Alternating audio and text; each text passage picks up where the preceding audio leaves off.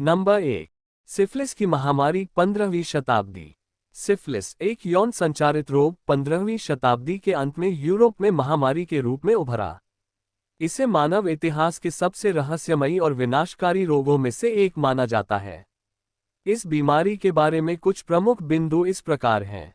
उत्पत्ति और प्रसार। ऐसा माना जाता है कि सिफिलिस यूरोप में तब आया जब क्रिस्टोफर कोलंबस और उसके जहाजी दल ने अमेरिका की खोज के बाद ये बीमारी वहां से लाए। ये यौन संबंधों के माध्यम से तेजी से फैला और 15वीं-16वीं शताब्दी में यूरोप की बड़ी आबादी इससे प्रभावित हुई। ये रोग समाज के हर वर्ग में फैला, लेकिन यौन गतिविधियों के कारण यह विशेष रूप से सैनिकों और वेश्यावृत्ति के माध्यम से तेजी से फैलता गया। लक्षण और प्रभाव। प्रारंभ में ये घावों के रूप में दिखाई देता था, लेकिन धीरे धीरे गंभीर लक्षण उत्पन्न हुए। रोगी को सुनने और देखने में कठिनाई होती थी। हड्डियों और मांसपेशियों में अत्यधिक दर्द होता था। गंभीर मामलों में रोगी मानसिक विकारों और शारीरिक विकृतियों से ग्रसित हो जाता था। कई लोग इसे ज़ॉम्बी बीमारी कहते थे क्योंकि रोगी का चेहरा विकृत हो जाता था और वे सामान्य जीवन के अयोग्य हो जाते थे। इलाज की कमी और सामाजिक प्रभाव। लंबे समय तक सिफिलिस का कोई इलाज उपलब्ध नहीं था। इस बीमारी के कारण समाज में भय का माहौल बन गया और कई जगह यौन संबंधों पर सामाजिक और धार्मिक प्रतिबंध लगाए गए। सिफिलिस के प्रसार ने चिकित्सा क्षेत्र में शोध की आवश्यकता को बढ़ाया। इलाज की खोज। 1906 में सिफिलिस के लिए एक प्रभावी उपचार पाया गया जब पॉल एरलिच ने आर्सेनिक आधारित दवा साल्वर्सान विकसित की।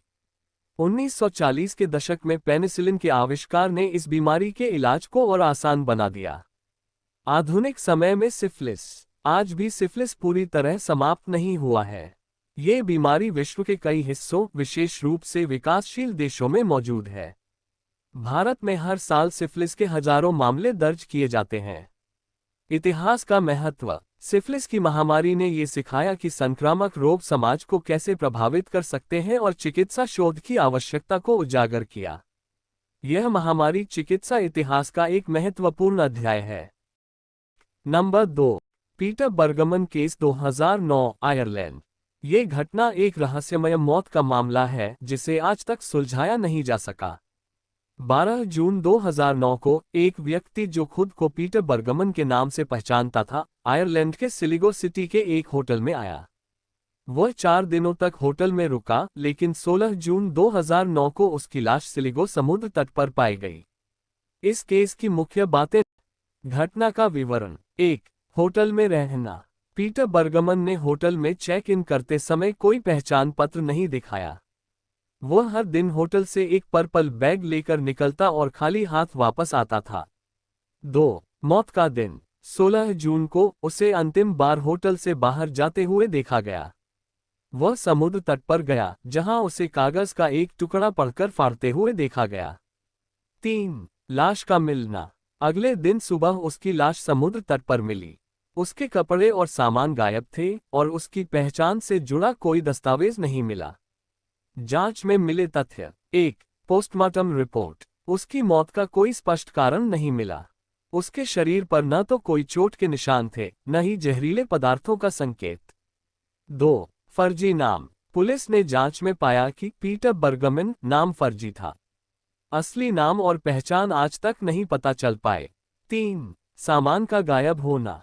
होटल स्टाफ ने कहा कि वह हर दिन बैग लेकर जाता था, लेकिन कोई बैग वापस नहीं लाता था। वह बैग कहाँ गया और उसमें क्या था, ये पता नहीं चल सका। अनसुलझे सवाल। 1। मौत का कारण। उसकी मृत्यु स्वाभाविक थी या किसी साजिश का हिस्सा? क्या उसने आत्महत्या की या उसकी हत्या हुई? 2। पहचान। उसका असली नाम और पहचान क्या थी? वह स्लिगो सिटी क्यों आया था? 3। बैग का रहस्य। वह रोज अपने बैग में क्या ले जाता था? बैग और उसका सामान कहाँ गायब हो गया? निष्कर्ष। पीटर बर्गमन का केस रहस्य, भ्रम और अनिश्चितताओं से भरा हुआ है। उसकी गतिविधियां, फर्जी पहचान और मौत के अस्पष्ट कारण ने इस मामले को आज तक एक मिस्ट्री बना रखा है। ये घटना ये दिखाती है कि कभी कभी साधारण दिखने वाली चीजें कितनी जटिल हो सकती हैं। नंबर 3। प्रथम विश्व युद्ध और फ्रांज फर्डिनेंड की कार का नंबर प्लेट। फ्रांज फर्डिनेंड की हत्या को प्रथम विश्व युद्ध का मुख्य कारण माना जाता है। लेकिन उनकी हत्या के साथ उनकी कार का नंबर A3118 और युद्ध समाप्ति की तारीख 11 नवंबर 1918 न्यूमेरिक रूप में 11118 का मेल एक बेहद अजीब इत्तेफाक है। गहराई में समझें। फ्रांज फर्डिनेंड की हत्या का दिन। उनकी हत्या 28 जून 1914 को एक सर्बियन उग्रवादी गावरिलो प्रिंसिप ने की थी। युद्ध की समाप्ति का दिन 11 नवंबर 1918 को युद्ध खत्म हुआ और ये तारीख उनकी कार के नंबर से मेल खाती है। ऐसा लगता है जैसे कार का नंबर पहले से ही इस विश्व युद्ध के अंत की ओर इशारा कर रहा हो। Number 4, Devil's Bible. एक परिचय। डेविल्स बाइबल, जिसे कोडेक्स गिगस भी कहा जाता है, मध्यकालीन यूरोप की सबसे बड़ी और रहस्यमय पुस्तक है। इसका वजन लगभग 75 किलो है और इसकी लंबाई लगभग 3 फुट है। इससे डेविल्स बाइबल इसलिए कहा जाता है क्योंकि इसमें शैतान की एक बड़ी तस्वीर शामिल है और इसके साथ कई रहस्यमय कहानियां जुड़ी हुई हैं। 2. इतिहास और निर्माण की कहानी। ये पुस्तक 13वीं सदी में बोहेमिया, आज का चेक गणराज्य, के एक मठ में लिखी गई थी। कहा जाता है कि इसे एक भिक्षु ने लिखा था जिसने मठ के नियमों का उल्लंघन किया था। राजा ने उसे दीवार में चुनवाने का आदेश दिया। अपनी जान बचाने के लिए भिक्षु ने वादा किया कि वह एक ऐसी पुस्तक लिखेगा जो ज्ञान, धर्म और विज्ञान का समावेश होगी।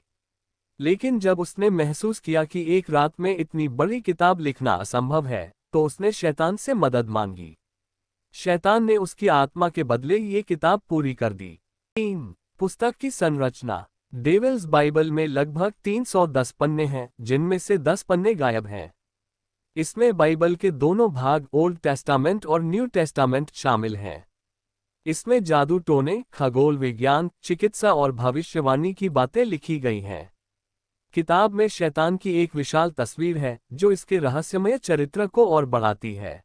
4. वैज्ञानिक दृष्टिकोण। विशेषज्ञों का मानना है कि इस पुस्तक को लिखने में कम से कम 25-30 साल लगते।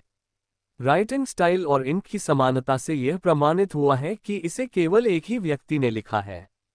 पन्ने गधे की खाल से बने हैं। 5. रहस्यमय घटनाएं। 1697 में स्वीडन के एक महल में आग लग गई, लेकिन डेविल्स बाइबल सुरक्षित रही। इसे पढ़ने वाले कुछ लोगों के मानसिक संतुलन बिगड़ने की कहानियां भी सामने आई हैं। आज ये स्वीडन की नेशनल लाइब्रेरी में संरक्षित है। 6. गायब पन्नों का रहस्य। किताब के 10 गायब पन्नों के बारे में माना जाता है कि उनमें कोई खतरनाक जानकारी थी जो जानबूझकर हटा दी गई। कुछ का मानना है कि इन पन्नों में शैतान के साथ हुए समझौते का विवरण हो सकता है। 7. क्या इसे शैतान ने लिखा था? लोक कथाएं। भिक्षु और शैतान के सौदे की कहानी एक अंधविश्वास हो सकती है। वैज्ञानिक दृष्टिकोण। यह एक असाधारण मानव प्रयास का परिणाम है जिसे किसी एक व्यक्ति ने अपनी पूरी जिंदगी में लिखा होगा। 8. आधुनिक काल में महत्व। डेविल्स बाइबल आज भी दुनिया की सबसे रहस्यमय किताबों में से एक मानी जाती है। इसे देखने के लिए हर साल स्वीडन की नेशनल लाइब्रेरी में हजारों लोग आते हैं। आपके विचार। क्या आपको लगता है कि यह किताब शैतान का कार्य है या फिर यह केवल मानव की असाधारण प्रतिभा का उदाहरण है?